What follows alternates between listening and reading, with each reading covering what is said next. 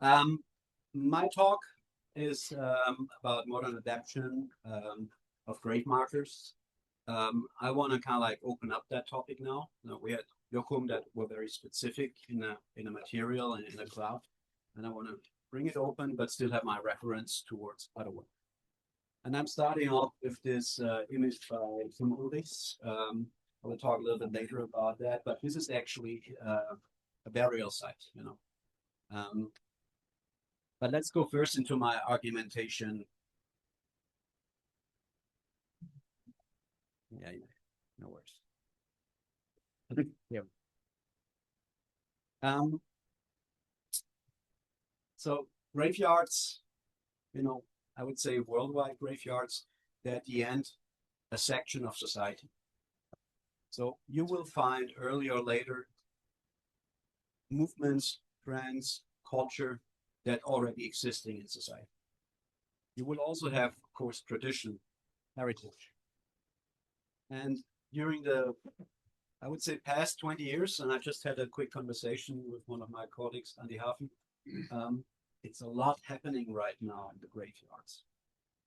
And I can speak for, you know, at least in Europe. Different countries, you know, graveyards are run by maybe the church or by institutions, by municipalities. More and more, it's actually companies that take over these environments. But it's a highly dynamic, and I haven't seen, as long I've been working with this, that kind of movement that's happening right now within the graveyards. The reason is it's, you know, society is pushing in their needs. They say, hey, we need this here. And that's actually an opportunity for us to get a foot in. This is a really good moment for us to bring in new ideas, new concepts. You're all creative people, you know, it is your task to challenge ideas and bring in new ideas. And talking about that there are needs from society, what are those needs fueled? Yeah, and it's all the challenges, it's all the topics that we need to deal with today. I mean, there are big topics, and I really don't want to go into that. You all know about that. You know, your news are full of that. There's a lot we need to work on. And yes, the graveyard is a reflection of our society. So you will find these topics there too, you know, inclusion, climate change. You'll find that in the graveyards. But the more important question is, why do I think that we can make a difference as makers, as artists or designers? Any ideas why we as makers can make a difference with all those huge topics? They're just like, you know, small makers. Any ideas why we can challenge with that? Because we can be personal, person to person. Yes, so Gustav says we have a very personal relationship to our customer or the project or the region, you know. So we have knowledge that maybe a global industry would not have. Any other ideas why we have the potential to make a difference? We can be part of the thorough process with the family. So Antti says we are actually, when we're working with people, we're not just delivering a grave marker, we're also bringing space for healing. Any other ideas? One of our biggest strengths is? Maybe we can, so we think outside the box. Yeah. I think that's a big part. Thinking outside the box, it's not like you go into IKEA, look at catalog, and that's what you have. No, we can be very individual. We can find solutions for individual problems. We can bring artistic intent in what we do. Meaning. So it's not just a nice, beautiful piece, we bring meaning into that. And of course, more, you know, build quality. I mean, new living now. Oh, could someone open it? Just open it. Yeah, so the build quality, you can't underestimate that. So, you know, if you're skilled, it's more resourceful how you work. We also often build things that will outlast us, you know. That's something the industry doesn't do anymore. You know, they have life cycles built into the product, so it it breaks after a few years. We do better than them. We have many other aspects that will help us to kind of like bring something new to the table that we already actually historically delivered. You know, 100 years ago, it was very normal for us local makers, local creative people to work in graveyards. But we lost it. We were pulled out and pushed out by global industry for different reasons, you know. But that's maybe today a chance again for us to get in there. Now, prior to this conference, I traveled the last half a year, and I did a talk about grave markers to, you know, promote our conference here now. And I've been to England, yeah, Italy, Germany, Finland. And, you know, whenever I did my talk, they approached me and said, that was very inspiring, but our graveyards, you know, and I do understand. Right now, the status quo is that there are graveyards out there that would say, no, no, no, that's how it has to look like, you know, that's the size. This is what we do here. And I'm aware of that. But for me, in this talk, I want to look a little bit into the future, you know, not what's now. I want us to craft the future. And we have a lot of good examples, by the way, where people started at one point and built it up a new market for us makers too. So we know it's possible, you know. We know that that is something we can do. But for this talk, let's look a little bit into the future, what can be. Okay, and then I want to get a second argument out of the way. Then I think we're ready to go into what I want to show you. And the second one is, we're running a course here, a grave marker course at university. And we run this already in the second term. And I do find myself quite often in discussion with my students saying, graveyard? That's not a place for artists, you know. I see myself in the white cube, the gallery space. I see myself more in the public space, you know, the big place in front of the town hall, the roundabout. So I want to bring in a little bit of I want to show you how artistic graveyards can be. And I'd like to introduce you to a graveyard close by Kassel. It's called Necropole, which is Greek for a place for burial. Kassel, you know, Kassel is a town in Germany. It's known for Documenta. It's an art fair every 4 years that usually tries to find the trends of the future. And this graveyard came out of one of the Documentas in the 70s. One of the artists, I have to check my Harry Kramer, said, what would happen if we make a graveyard where the artists design their grave before they pass? And this is now what it is. So they were approaching artists to design their own grave. And I think at this point, there are 12 or 14 graves already. So every year there was one new person asked, would you like to design your own grave? So next time you go to Documenta, you know, I know it's huge. There's a lot of things going on. Go and see this. It's fantastic. And I'm not going to talk about all the graves on there. I want to just pick out two concepts. And one is Gunter Demnig. Maybe some of you know him. He did these Stolpersteine. It's a public art project in Germany. When you walk through Germany in certain towns, you will find these ones on the floor, and they placed them where the Nazis killed Jewish people, or where the Jewish people used to live. So you walk through Munich or Berlin, any town, if you see these ones, that is a reference. It used to be a home for Jewish people that Germany killed. It's, by the way, the biggest art projects in Germany. So they asked Gunter Demnig for his personal grave, and that's what he came up. It's two cylinders that can slide, one can slide into the other one. And his wish is for his own grave, that when he passes away, that they place him here, inside.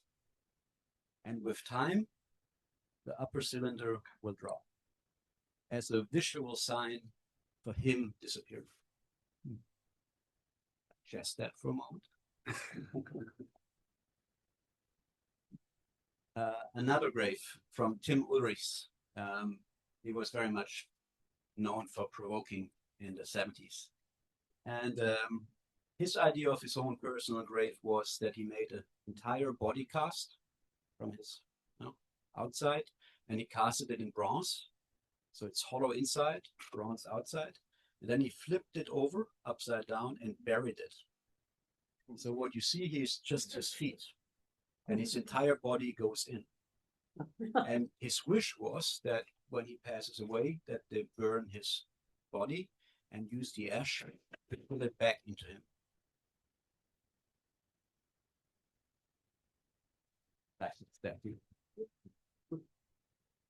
Just two examples to kind of like open up the gate here that graveyards are very artistic. And now back to our task. So what is our task in a graveyard? What's our assignment if we are asked to work there?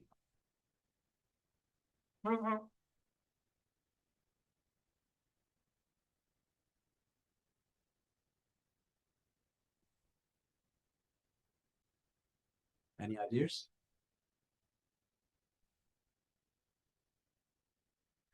Auntie, you actually already mentioned it. We had a hand now. You want to say it? Question the norms.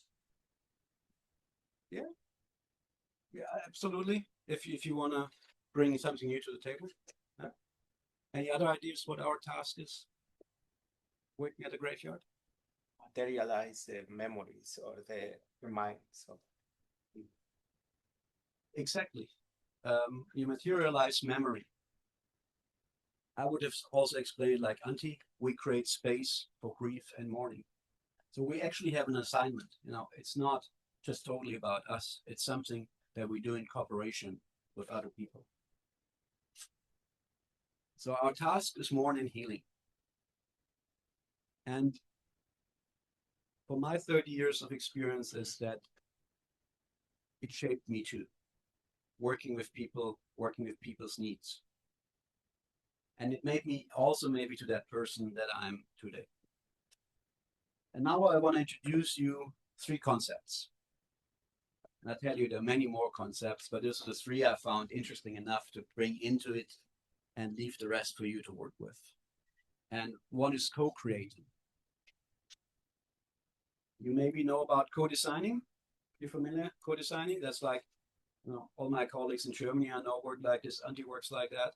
The customer comes to you and says, okay, this is what I need, and you negotiate with them what they will need or what they will have. So you cannot have a negotiation. No, it's the other way around. The customer asks what they want and you tell them what they need. So it's a negotiation between you and the customer to find something that works for both of you. And the co-creating, I explained through this one. This is a blacksmith in Togo, Africa, and they have the tradition if someone passes away, the first thing the family does is they approach as the entire family the local blacksmith.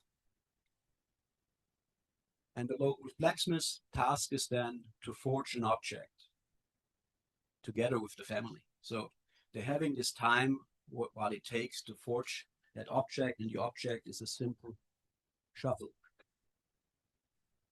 So they're making this shovel, and when it's done, they use it to dig out the hole where they bury the body. And when they buried the body, they just stick it in the grave. So they created together as a family this one tool with this one purpose. And that's it. Another example of co-creating. This is from Canada, and it's a tradition or a custom that came from the natives, and it's called spirit homes. And the belief is that when someone passes away, it takes time before your spirit can, disconnect from the body and raise. So they said because it takes time, it needs a place to live in before it's finally, released. So they're creating those little spirit homes where the spirit can live for some time. And when someone passes, the family comes together and they build that together. So they make the wood construction, they have the children painting it. It's an entire family action they do there. Then they place it over the grave, and from that moment on, they never touch it again. It will decay. Because the spirit won't need it in a year's time. Right? So it's just for temporary time. You can do that also in a contemporary way. This is a ceramic artist from the Netherlands. She invites the family to decorate, small tiles. You write on there how you remember that person, how your experiences with that person, and she creates then that little column together with thoughts from the family.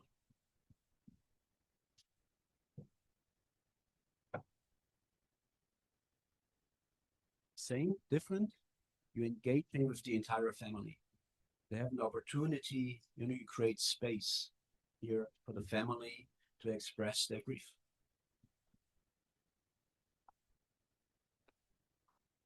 This is how I work with that. This is the last time I show something from me. When I do grave markers, I ask the people if they want to help me with that. And not every time, but every now and then, they really want to engage with this.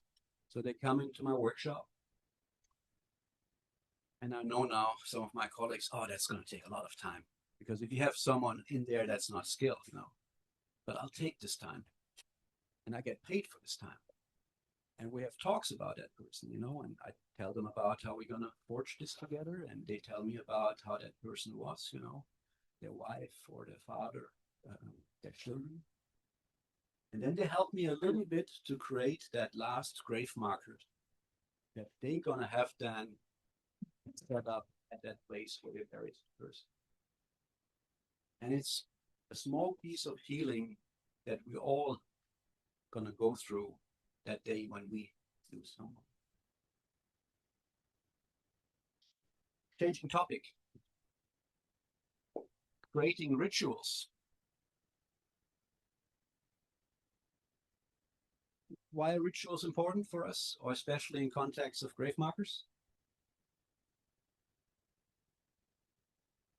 Well, let's ask the other way around. What rituals do you know connection to grave markers?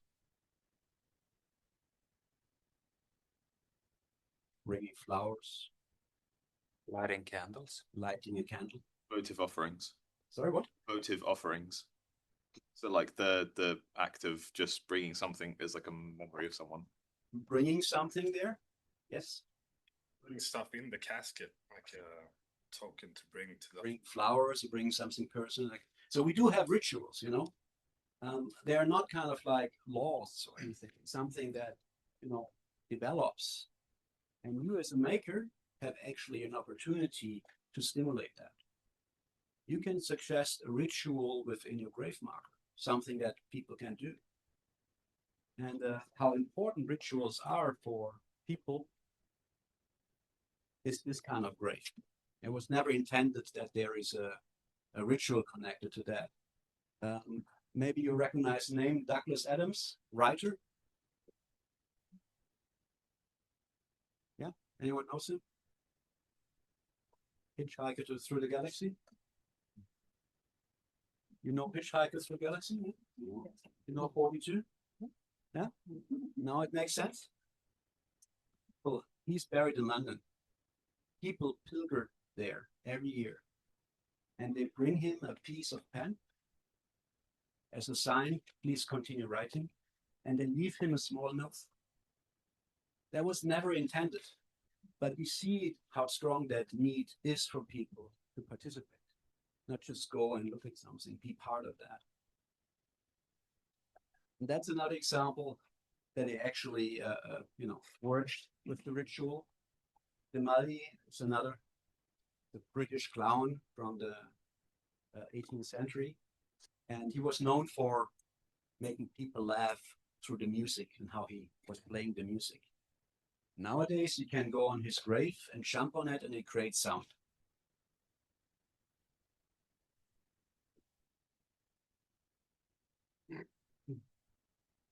It's a dollhouse.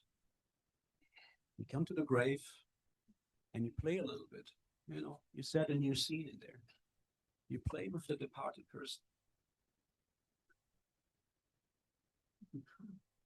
Maybe you play a game.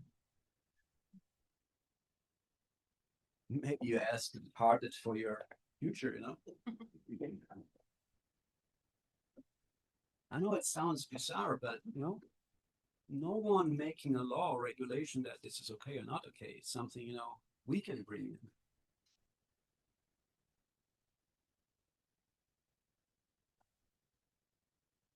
This is an American thing. I don't know if you know Rick, but I really enjoy that one. It's the departed person's favorite recipe.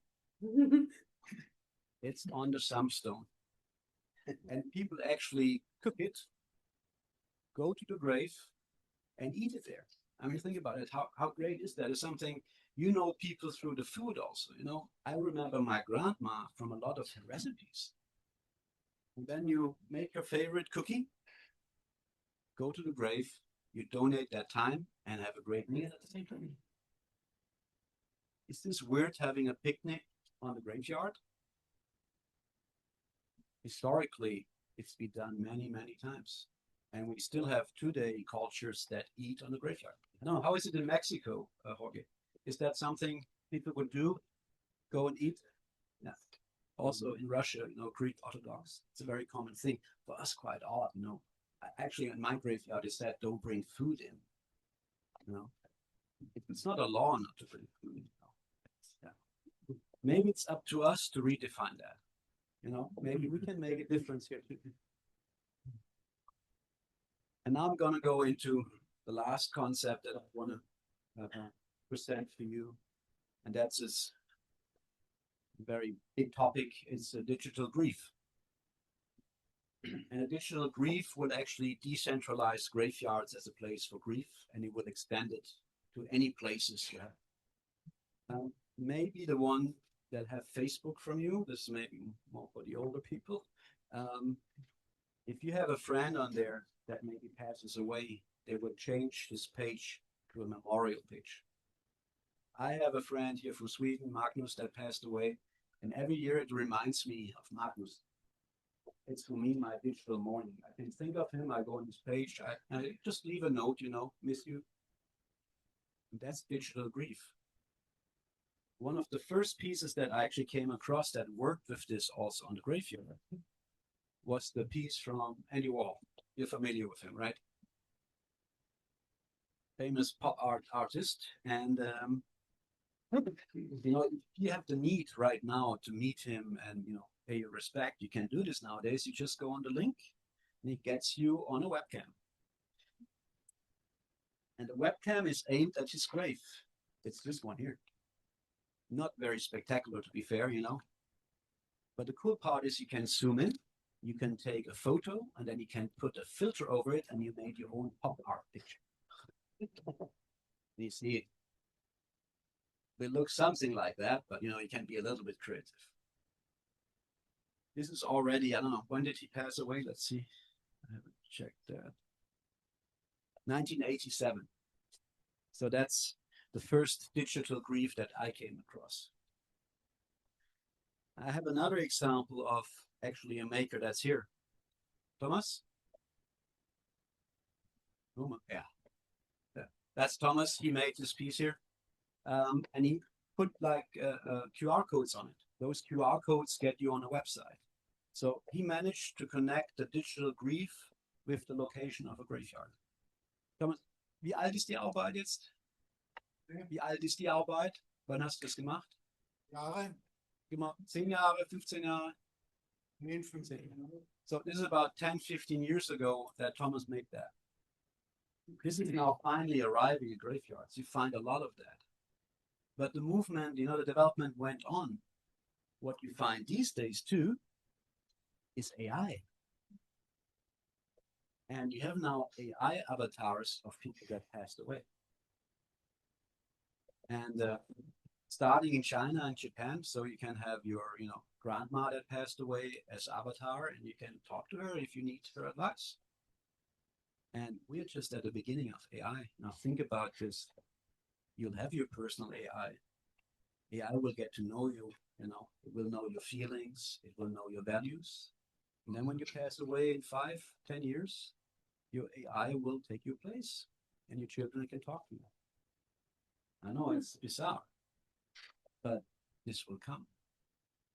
And I think it's up to us to bring maybe a reaction towards that or maybe integrate it. I leave that open to us, how we want to work with that.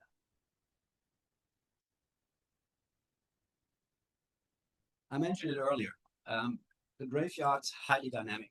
Therefore, we found it important enough to bring it into the education and challenge our students to work in this environment. Get out of their own comfort zone and, create something for other people. And we've done that now for over 10 years. And we collaborate with a graveyard in Trollhättan. And there's like many pieces from our students, and there's some fantastic ideas in there. If you're interested to see a little bit of their concepts, you can go on our website. We document that there. So now that I come to an end, I talk now about 3 concepts. There are many more for you to choose. Find a solution to that. Work with them. And if now your head starts spinning, what can I work with? What can I bring into that? Luckily, we're offering a competition for grave markers. So after this conference, on the 1st of December, it's the deadline for our grave marker competition. So with our research money, we're offering 8 to 10 people of you to realize a grave marker. A grave marker, or what we're looking for, is a grave marker that's actually physically made, preferably in metal, but can be any other materials added, but also with one of the topics. One of the topics that we have to work with nowadays. You choose what you want to work with. Minority, diversity, inclusion, climate change, resources, digitalization. Whatever is important for you, come up with a concept. All we want is a page where you explain your concept. Apply for this. It's online on our website. If you're chosen, then we have the money to help you to realize that. So if you're a professional maker and you have your own workshop, we give you money and we pay you to make the piece. But maybe you don't have a workshop, but you have your skills. Then we will invite you to our workshop that you can realize your idea here with the support. But maybe you don't have a workshop or you don't have the skills, but you have an idea. Then apply for this, because then we're going to pay someone that will help you to do that. So for anyone at any levels, this is a competition. We want to have 8 to 10 good pieces that we then again can show around. And we're working on different locations where we can show that. We will show it here. We will show it at other museums. We talk to Röske. We talk to the Sepulchral Museum in Kassel. So that could be the next step after this conference, to push forward with our creative solutions. And that brings me to an end. And I'm going to finish off this from you, Andy, right? Yeah. I finish it off with the questions you hopefully have now for me. Any thoughts?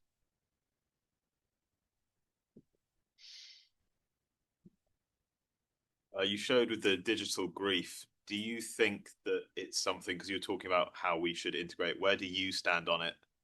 And how do you feel about this, the idea of AI? Do you think it helps the grief process? Do you think it hinders it?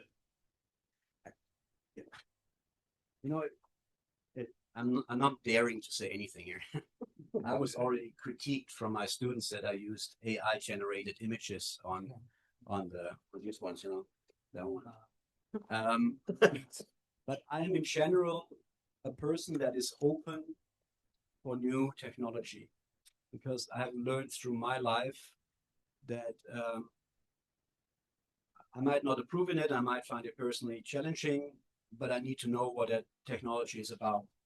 Maybe it offers me a possibility to get stronger in what I'm doing. I've seen people that felt behind by, ignoring technology. But so that my personal opinion is we need to learn what it can do for us to be aware of it. But I know it will change a lot for us. I really don't want to go into that, but it will have an impact on us. It will have an impact on our lives, especially AI in connection with prototyping, 3D printing, all of this. But I'm not. Yeah, make up your mind.